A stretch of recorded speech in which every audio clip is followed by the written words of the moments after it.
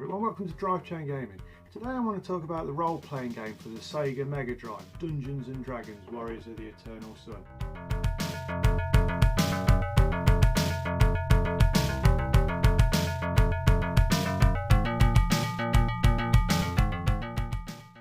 It was released back in 1992 and developed by Westwood Associates.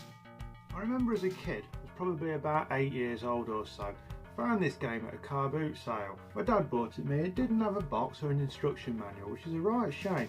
If it had done, I might have had a chance at playing it. It's like anything like this. It requires a lot of time grinding experience points so you can progress with the story. But to be fair, anyone used to these sort of role-playing games should be used to this anyway. Okay, so the story is a little bit on the weak side.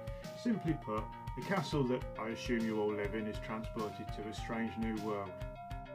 Once you've had a bit of a chat with the Duke, he sends you on a quest to find yourself new allies.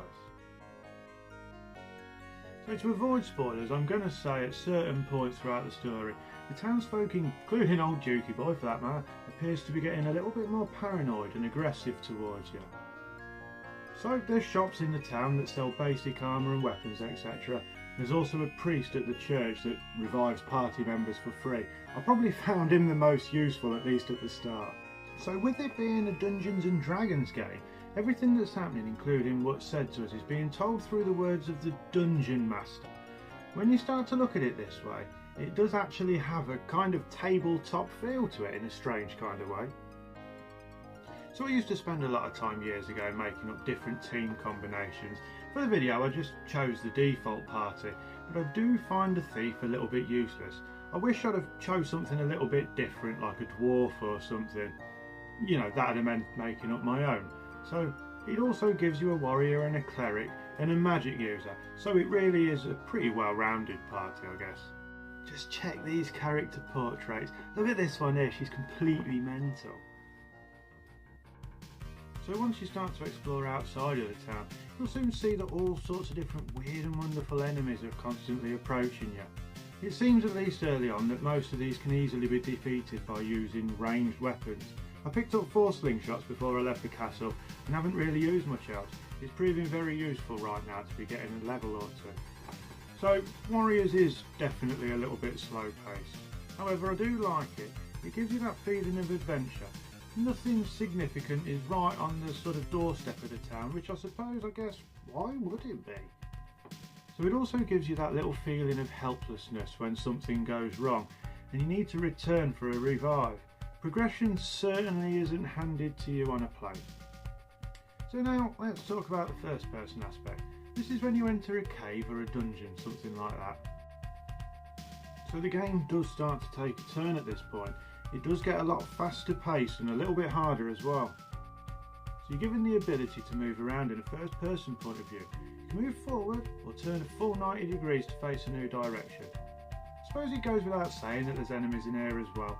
And I definitely find myself button mashing a lot because the game no longer utilises the turn base like it did outside in the open world. There's loads of times I had to backtrack out of the caves. You see, one reason is because your magic user only has a set amount of uses for the spells. To restore the spell list you need to make camp and memorise whichever piece of magic it is you want to use. It also asks if you want to carry on camping until your HP is full. Really, I'm not sure why it needs to ask this. So your party can't do this inside of caves or dungeons. This is the reason why you have to head back out. There's loads of upgrades to the equipment that you can get, and this does actually make me smile sometimes. You see, unlike newer Dungeons & Dragons RPGs, these upgrades aren't named things like Dagger of the Thunder God or whatever. It'd simply be called Dagger Plus 2. This may have something to do with the fact that Warriors is using the basic D&D rule set, not the advanced rules, which is what we only really see in games now. It could also be the fact that it's also a retro 90s Sega game. Now, as much as I'll be there with my tongue hanging out, I'm pretty sure we ain't never going to see a remake of Warriors of the Eternal Sun. It would be nice though if some smart arse made a mod of a future game at some point. That would be cool, and to be fair, it probably would be just as good. So I will admit I'm going to find it quite difficult to criticise the game in any way. Granted, this is because it holds a lot of nostalgia for me, but I really do want to do my best to summarise, so here we go. So the story does feel a little bit naff. but it's a great retro adventure with a fantastic sense of progression. It definitely has that old school D&D feel to it, and in my opinion it is one of the top RPGs on the Sega Megadrive. I suppose it ain't like we've got an awful lot to choose from. So okay, I hope you enjoyed that. So next week I should be getting Persona 5. It's been delayed a few times already, but I really do think that's it. It's the collector's edition and I'm hoping to be doing an unboxing for it. I've never done an unboxing before, so we're going to have to see how that one pans out, but it should be pretty cool and I'm hoping to get a bit of content on there about the game itself. So again, thank you very much for watching. I'll see you again next time.